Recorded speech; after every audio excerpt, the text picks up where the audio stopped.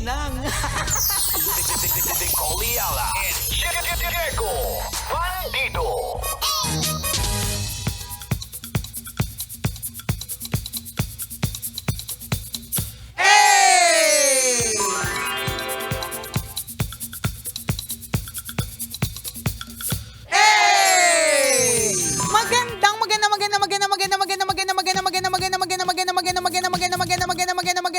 Magandang tanghali, kumikinang na ulo, Diego Bandido! Diego! Diego! Go, Diego, go! Magandang tanghali, kumikinang ina!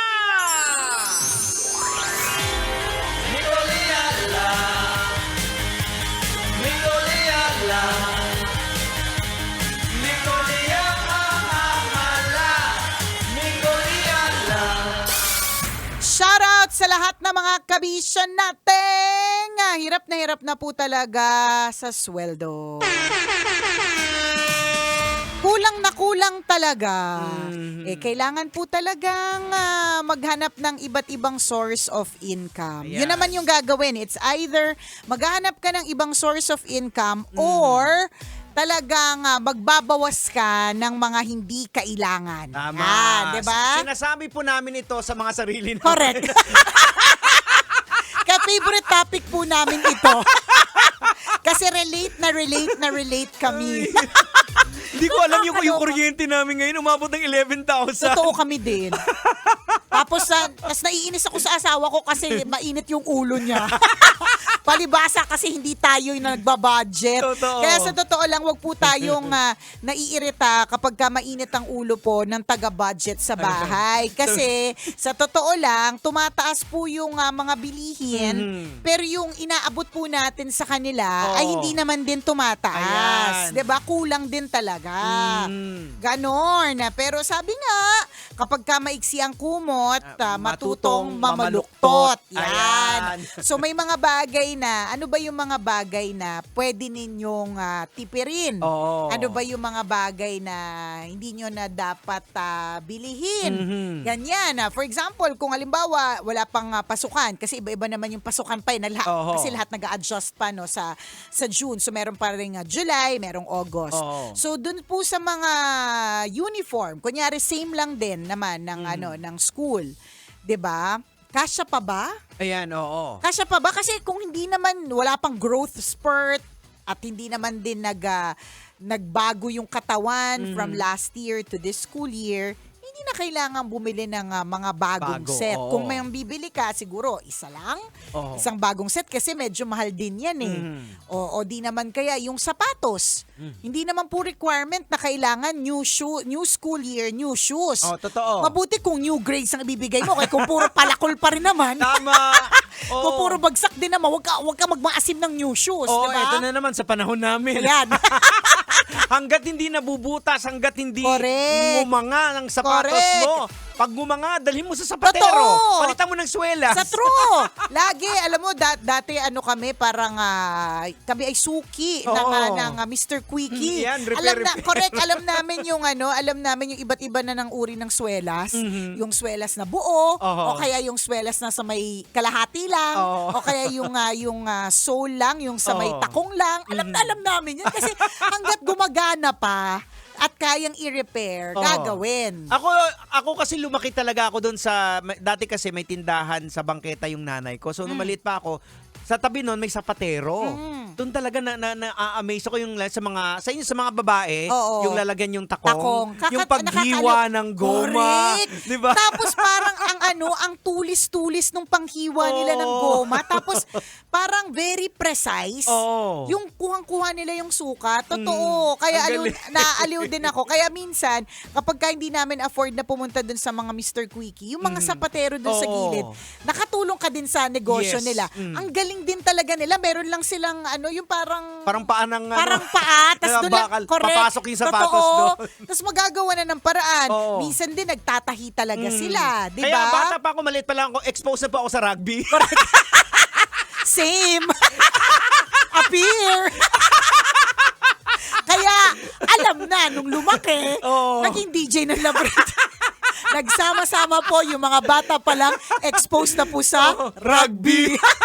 Yun doon ko nakita na pag nilagay mo ang rugby, pinapatuyo pa pala Oo, para mas correct. makapit. Totoo. Hindi kasi dati, pag basa pa, yun, didikit mo na. Oo. Yun pala hindi.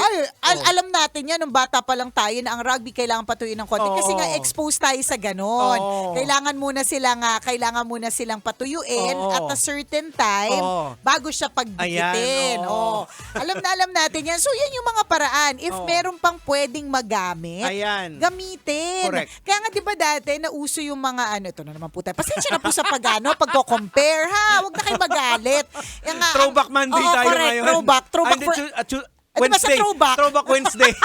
Basta mag-throwback tayo. Yan. Oh. Alam mo, yung nauso yung mga notebooks na merong yarn. Mhm. Yung tinahi Ayun, ng oo. yarn sa gilid. Kasi Oo. recycled siya eh. Oo, kasi yung hindi mo na ubos, hindi mo na sulatan yung last year. Correct. Kukunin Kukunin mo mo yun. yun. Oo. Tapos, tatahiin mo bago Yan. na siyang notebook. Correct. Di ba? Eto ha, nagmamaasim pa yung mga estudyante ngayon. Hindi naman kayo nagsusulat, di ba? So kung ano yung notebook nyo last year, notebook nyo na rin this year. Tama. Huwag na magmaasim. Uy, kasi alam mo kapag halimbawa pumunta ka sa bookstore o kaya bumili ka online, akala mo ang bibilin mo lang ay isang notebook. Maaari nga, kunyari, let's say 25 pesos lang yan. Pero kung 5 25 pesos yan, Mhm. 'di ba? 125 din 'yan. Oho. Eh kung tatlo yung anak, 125 times 3. Mhm. 'Di ba? So hindi mo na mamalayan, palaki na din ang palaki. Oo. Eh kung pwede mo namang gamitin yung mga dati na, bakit hindi? Kailangan ba bago ang Tumblr? Oh, tama. 'Di ba magkakaroon ka ba ng mga bagong friends kapag ka bago yung Tumblr mo? Magiging, 'di ba? So yung mga ganyang klase mga pagtitipid, gawin po natin. Pero dapat itinuturo po natin sa mga anak natin at the early age. Kasi kung hindi mo naman tinuruan yung bata, tapos ngayon biglang magsasabi ka, Correct. "Nak, ganito. Na mag-ano tayo, na magtipid. Hindi nila magigets yun eh. Oo, Totoo. hindi nila. Kasi iba na ngayon, again, iba na yung generation. Anda na yung magko-compare, may mga nagfi-flex sa school na kaklase, tapos Totoo. ikaw bigla kang magsasabi na, "Nak, tipid mo na." Hindi nila maintindihan. May mga ganyan eh. Parang halimbawa, 'di ba nakita mo to nung isang beses, 'di ba, Jegs? Yung anak ko nung inabutan siya ng pera, tumatanggi siya. Oo. Yung panganay, si Princess, trained siya na na parang if hindi naman kailangan, wag na lang din, ganyan. Yung bunso, palibasa, Oo. siya eh. Palibasa, bunso siya. Na nakakatakas yun sa mga ngingiti lang yun eh. Oo. Matutunaw ka na. Kapag ka inabutan mo ng pera, wala pag-alilangan. Oo, Half a basic. second later, basic, nakabulsa na. Nakakaloka. So, kailangan talaga kailangan talaga sa kanila yung at an early age, i-disiplina kung Oo. papaano, lalong-lalo na pagdating sa pagtitipid. Eh ngayon, kung di kayo nagtitipid, kung marami kayong extra, hindi kayo kasali sa usapang ito, di kayo na mayaman, kayo na rich kid. Tama. Di wow. Siyempre, yung mga kausap lang namin dito, yung mga kauri namin. Oo. Di ba? Na nagtitipid. Madaming mga lapis na hindi naman talaga nauubos kasi Oo. hindi naman lagi nagsusulat. Isa pa yan. So, i-gather nyo lang po talaga yung mga ganon. No need for yung mga bago at meron ka namang luma talaga. Correct. Eh. Tapos minsan, syempre kunyari, sa school, let's say, magbebenta sila ng isang set ng mga school supplies. Hindi ko naman sure kung may patong yun or whatever. Pero kung may patong, hindi naman din natin masisi kasi gano'n naman ang negosyo, di ba? Pero pag tiningnan mo pala yung loob, meron ka na pala nun. 'Di ba? So pwede mo na lang siyang hindi bilhin yung isang buong set, Oho. pwede ka lang bumili ng mga kailangan Ayan, mo lang. tingi-tingi ka na lang. Correct. 'Di ba? Tingi-tingi. Natatandaan ko syempre yung mga anak ko ay nag-aaral sa Catholic school. So may Bible. Every year hindi naman nagbabago yung Bible, Oo. yung pa rin naman, 'di ba? So hindi mo kailangan ng bago unless talaga namang wasak na kasi Oo. araw-araw mong binabasa. Grabe ka magbasa. Grabe ka magbasa, talaga may highlighter, Oo. ganyan. Tapos nababasa ng luha mo. Ayan, diba? Kasi, hindi naman, correct, may pag-iyak ka. Hindi ka naman ganon. Ang anak mo, hindi ganon. O, diba? So, hindi naman kailangan bumili ng bago. Diba? Yung mga ganyang klase, mga pagtitipid, gawin po natin kasi, sa totoo lang, hindi din naman, madali lang mag-advise, Jegs eh. Maghanap ka ng extra source of income. Oo. Punta ka dito, maghanap ka. Kumilala ka ng ibang mga tao na para bigyan ka ng source of income. Hindi naman ganun kadali yun eh. Sa totoo. Totoo. Well, ngayon kasi sa panahon kasi nitong generation na to, nandyan na lahat eh. Sa atin talaga ang hirap kaya na-force Correct. tayo na, compile mo na lang kasi talagang mahal eh. Correct, Baka totoo. bili ka nga dati ng notebook na Cheryl Cruz, Romnick Sarmiento. Oo, di ba? Ay, ang sa akin, Cheryl Cruz, Romnick Sarmenta ka. Ako si, Guapings. Yan. Eric Fructoso, Mark Anthony Fernandez, and Jomari Ilyana. Yun na yung mga, Crush ko yan eh. Yun na yung mga notebooks na Oo. grabe na yung mo, tuwan-tuwa pag mga picture ng artista. Ngayon wala na silang pakialam. Wala nang gano'n Oo. na kanya-kanya. Plus kasi digital na din. Digital na din yung mundo natin. Pero yun nga, para sa mga estudyante, tulungan din natin yung mga magulang natin. Oo. Isang magandang exercise na sa tingin ko very effective ay yung hawakan po natin yung kamay ng mga magulang natin.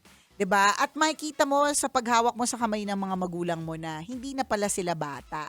Kasi yung mga Jegs, yung mga ginagawa ko nyari sa mga noo ko, yung mga botox na yan, yung mga pahila na ganyan, 'di ba? Nagagawa ng paraan yan eh. Pero yung kamay, meron din technology na sa kamay eh. Nakikita din yung katandaan at hirap sa kamay. Yung kumukulubot Kumukulubot napapansin na, mo. correct, may kalyo. Oho. Makikita nyo yun eh. So, it's a nice exercise na hawakan nyo po yung kamay ng mga magulang po ninyo, 'di ba? At doon nyo po makikita yung pagod po nila. Para lang din magkaroon tayo ng idea na, hindi naman pala ako dapat masyadong humihiling ng so much kasi sa ngayon, ito lang din yung kayang ibigay ng nanay at tatay ko. Well, kahit din tayo mismo, yung sa sarili natin, kahit tayo mga magulang, kung minsan it will remind you, pag tinignan mo yung hindi na pala ako bata. Oo, hindi na pala diba? bata. It really reminds you na Correct. parang, Oo, hindi ka na talaga. nagde-deteriorate ka na. Correct, totoo. Nagde-deteriorate ka na talaga, hindi na talaga. Sabi parang ko, merong sa isip mo, oo nga, no. yung ko. Diba? Malapit na kami mag-50. Totoo. Oh my God. Kunti na lang talaga. Sinuslow down lang talaga natin yung aging with yung mga pahila sa mga ulo, sa mga noo-noo, di ba? Yung mga ganyan. Pero sa totoo lang, in a few years time, di ba? Kukulubot at kukulubot, dadating talaga dun sa panahon na yon. Kaya, again, it's very, very important po mga kabisyo na tayo po ay maging extra sensitive. Yan, sa mga sarili natin. Kung titingnan natin yung mga sarili po natin, kapag kaalam po natin na hindi na rin tayo masyadong bata, wag na din masyadong magpagod na parang akala mo bata ka pa. Meron pa kasi na mga magulang na, alam mo, may activity pa to go out with friends. Okay naman yun eh. Yes, pero wag naman lagi. Oo, yung family, napapabayaan Correct, na instead totoo. na ibigay mo na lang to sa pamilya mo, mas priority pinipili pa pa kung yun. minsan na parang, non-negotiable to, na-set na namin to, lakad ng tropa Hindi. Oo. Oo naman, okay lang naman Dapat din. spare ang tropa, hindi yung family. It's the other way around eh. Totoo yan. Oo. At ganun din sa mga bata. Di ba? Ang non-negotiable, sana, Oo. ay yung family time. Ayan. Huwag Kaya natin sa amin, kakalimutan. sabi namin sa anak namin kay Justin, pag Sunday, non-negotiable. Kaya pag pumapasok ako dito, nandito kami, nadala kami ng pagkain. Dito na kami kumakain, Correct. galing Kasi church. yun na yung inyong family day together. oo. Diba? Yung ganyan. Maging extra sensitive po tayo sa isa't isa. Hindi po madali ang buhay. Tama. So kung magiging sensitive tayo sa isa't isa, at least kahit papaano, napapagaan natin ang buhay ng isa't isa. Correct. Adax, Alright. salamat sa pagtutak mga kabisyo. Hanggang dito na lang po muna ang tambalang kumikinang muli. Ako pong kumikinang ng ulo, Diego Bandido. At akong kumikinang ina mo, Nicole Liala. Kailangan pa bang i-memorize yan? Basic!